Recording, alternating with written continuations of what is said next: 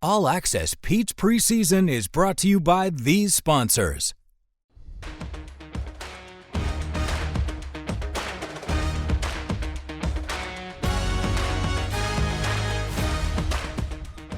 There's a lot of excitement in the high school red zone for the 2025 season. We expect to have some great games, some great teams all throughout the area.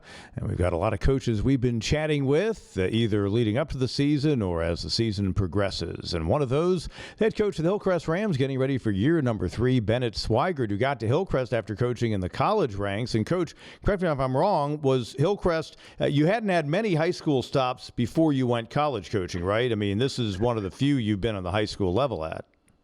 That's right. I began my career coaching at Fort Dorchester High School under Steve LaPrade.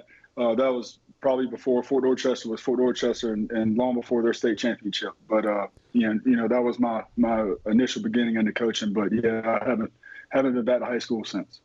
So you're a low country guy. You had a dad in coaching, which is interesting. Was that where the itch for you to become a coach came from? Oh yeah, man. I don't know if I really had much choice, Pete. So if you go in my office, there's like an old shot of like a Post and Courier.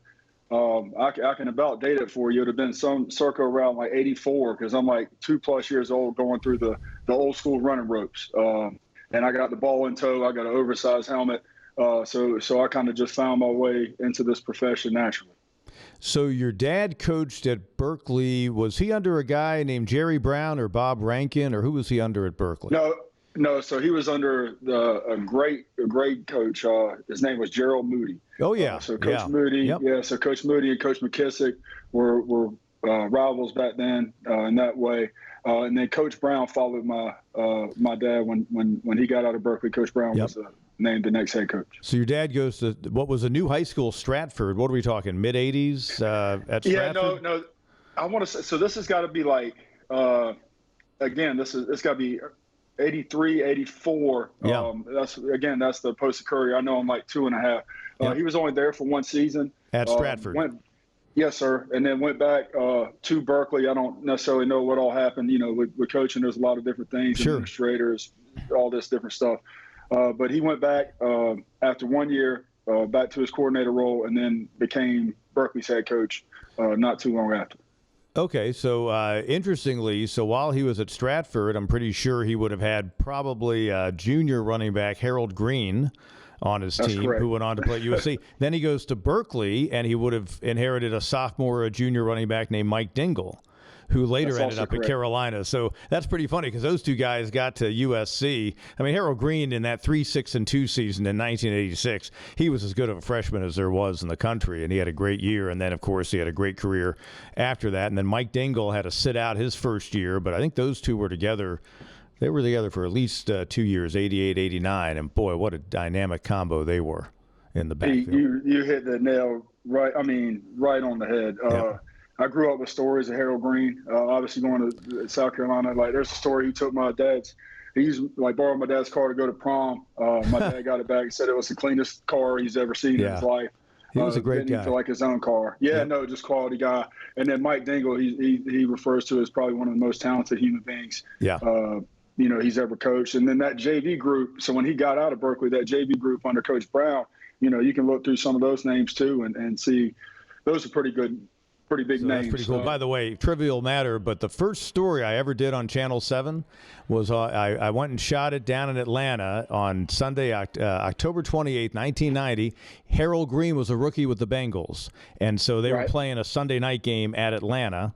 And I went over there and did a story, and we aired it the next night. And I hadn't even started anchoring here yet. I didn't start anchoring until Halloween night, the Wednesday of that week in 1990. But the first thing I ever did on the air was on Harold Green. I thought I'd throw that out there. Pete, that's why I started giggling, man. Me and you, I don't know if it's good radio, right? You say Bengals, I start thinking Stanford Jennings, right? Yeah. Guy, low country guy, Somerville. Yep. Obviously, my dad went around him, but his younger brother Keith was a scout later. Oh yeah. So when I was coaching at college, he would come back and scout the guys. And again, man, I just kind of naturally get excited that way. So Stanford Jennings was still on that team. This was like a year after they went to the Super Bowl. I'm pretty sure Stanford Jennings was in that locker room, and Sam Weich was the head coach.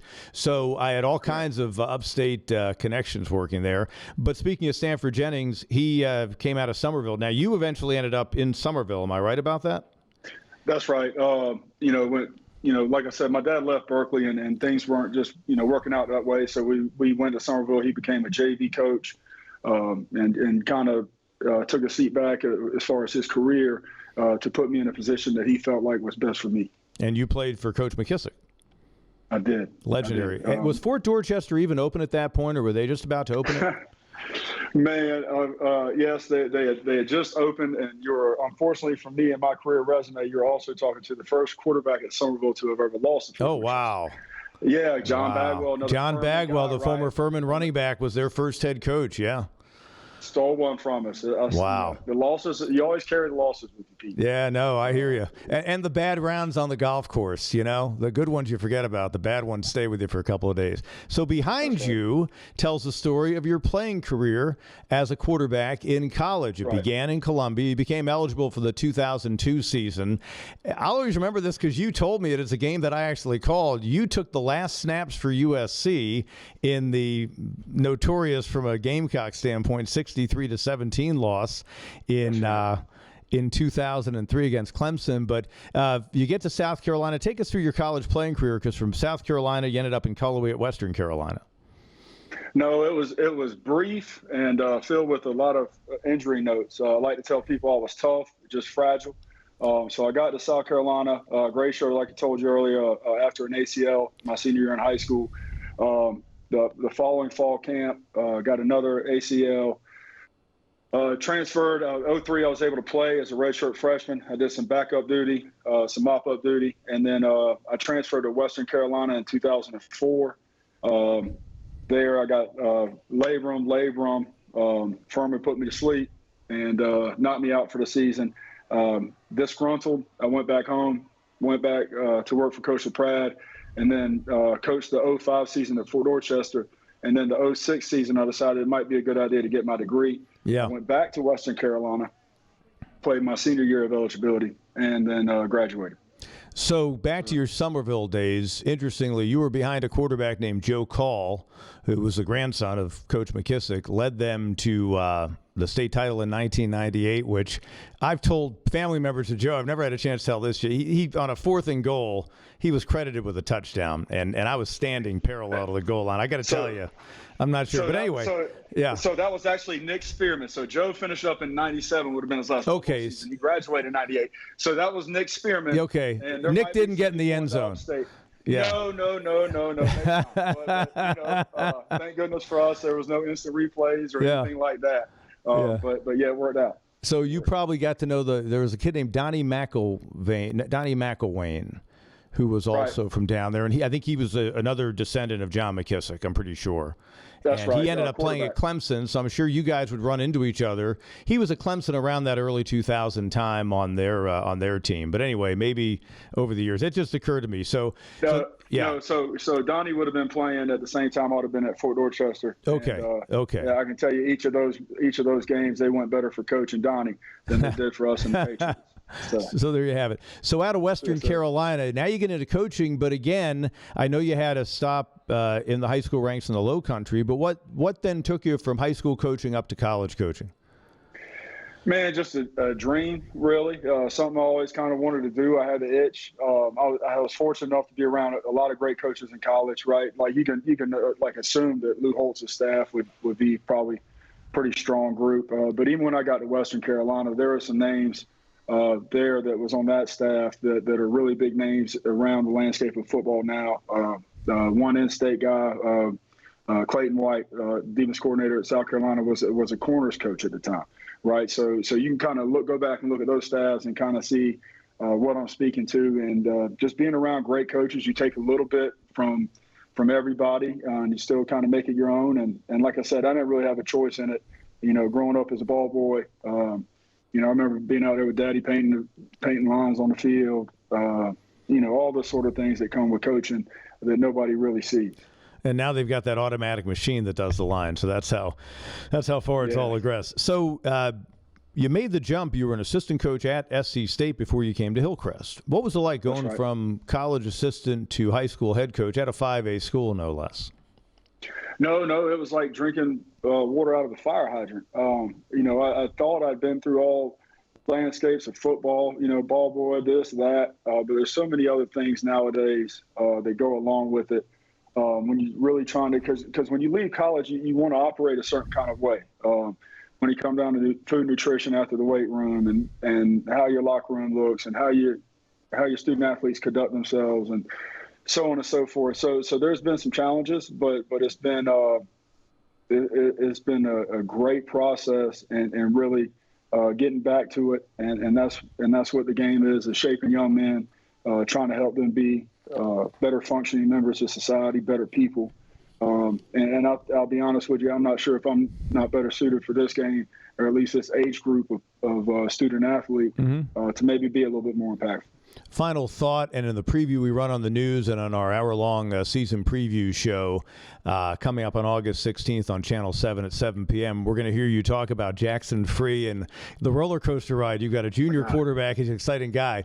And in putting that story together, your preview story that's going to be on the news, there was a touchdown pass. You guys played a weeknight game at Greenville last year because you had to reshuffle the schedule because of the hurricane.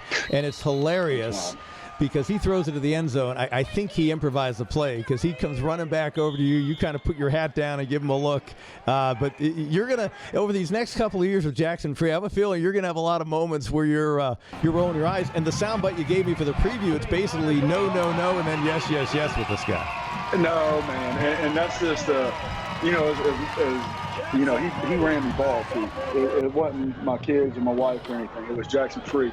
As much of an improviser and all that stuff, and I would like for him to be a better conductor of the offense. Yeah. Man, the kid is a ball player, right? So, like, game 2 last year, he doesn't really know he's starting until later in the week. We go for it on 4th and, 15 from, our plus 23, 24. We were down there tight. It wasn't a whole lot of room. We didn't pick up the blitz. Somebody comes off the edge. The kid does a whirly bird, scrambles to his right, throws back across his body, all the things that you really don't want to see as a quarterback coach or as an offense coordinator. Really don't want to see as a head coach. Yeah. and it goes for 6. Yeah. It goes for 6, right? So the kid's a ball player. He's a really explosive, dynamic athlete. He's learning how to play the quarterback position.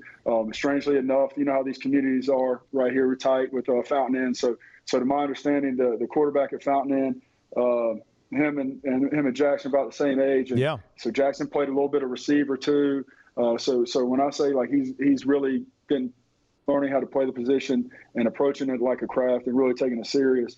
Man, I mean it, and he is a joy to watch. Goodness, he's a joy to watch. He's just a joy to be around every day. Yep. Well, the way he works. So. Well, you're going to have an exciting team this year. I know you're young, but you've done a really nice job there. 10 wins last year. We'll see what the Hillcrest Rams have in store behind their exciting quarterback and their head coach, who's a great guy to talk to. Thanks so much for joining us, Bennett. Best of luck in year number 3 guiding the Rams. Absolutely. Thank you, Pete.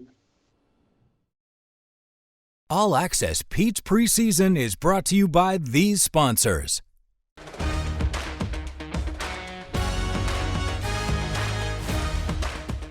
High school football 2025 should be exciting once again, and we've been getting you ready on Channel 7 and the CW62 with our high school Red Zone team previews. You can also find those on the web at WSPA.com. Coming up Saturday, August 16th, 7 p.m., our hour-long high school Red Zone season preview special. And a team we expect to be pretty good in 4A this year, the Seneca Bobcats. They won 8 times a year ago. Gavin Thomas, a veteran quarterback, coming back as their starter. And Amari Werner off a 1,200-yard season out of the backfield. One of the weapons for head coach David Crane, who's got 16 starters back. You put his ability to game plan with that. And, Coach, I think you're going to have a pretty good team this year. I know you're excited getting ready for another season at your alma mater, Seneca. Yeah, we are. We're excited about it. This is always an exciting time of the year. And, just have an experienced group and a group that's been around the block with us a time or two. And so that makes it enjoyable, just with a group of guys that have been with us for a while now. Absolutely, and you've really done a nice job building the program. Prior to that, you did a heck of a job building Greenville High into an eventual double-figure winning team in a double-figure win season. Had to be a thrill a few years back. Actually been a while now. You're getting ready for your 7th season. I cannot believe how fast that's been. But your alma mater called, And I've got to think that maybe you got that lump in your throat for a second as you were determining if that would be the move for you, but apparently it's worked out pretty well. Yeah, that truthfully, it honestly was a hard decision and a tough move. Even though, yes, it was home, and coming back home, there's something special to be said for that. Greenville High is an awful special place to me and my family. My wife, my kids, my daughter went to Greenville High her 9th and 10th grade year. Matthew went there through elementary and middle school, so the Red Raiders were very important to our family and still are. But the decision to come here, was really about more than just football. Obviously, that was a big part of it. But it was really kind of a bigger picture, family-oriented type decision. Just knowing what type of community and what a special place Seneca is. So take me through your football journey again. You grew up in Seneca, played for Tom Bass and the Bobcats, and then from there, I know Bobby Bentley is in your background at some point. But what happened from the time you flipped the tassel at Seneca High? Yeah, I've been so lucky, so fortunate. So I went to Clemson and got my undergraduate degree from Clemson in 1997 in special education. And during the 4 years that I was at Clemson as an undergrad student, I was able to come back here to Seneca and work and coach JV football for 4 years for Coach Bass, and for free. Never got paid, didn't want to get paid, but just invaluable experience doing that. And then when I graduated, kind of started my coaching journey. My first job was actually I worked for Chris Miller at Broome High School, and you mentioned Coach Bentley. I don't know many folks that have been as fortunate as I have to have worked for the head coaches that I did. A Tom Bass, a Chris Miller, a Stuart Holcomb at Greer, Bobby Bentley at Burns. I mean, I was just really, really fortunate to be around just highly successful guys that they kind of did it different ways. They were different in how they went about getting things done, but there were some consistent themes with all those guys that I was exposed to early on, and I think that's helped me through the years. So from Broome was the next stop Greer, and then Burns? Broome to Greer, yep. And then I actually came back to Seneca for 4 years. I was offensive coordinator here from 1999 through 2002. And young, wet behind the ears, dumb, just kind of figuring it out as I went. Called my first game when I was 24 years old, and wow, wasn't ready, but heck, I didn't know that. I was ready to roll, I thought, but that was good. But after 4 years, Elizabeth and I got married. We'd had our first child, and I knew for my coaching journey and I needed to go, and I needed to go experience and continue to work and learn. Mm-hmm. And so I just reached out to Coach Bentley kind of on a whim.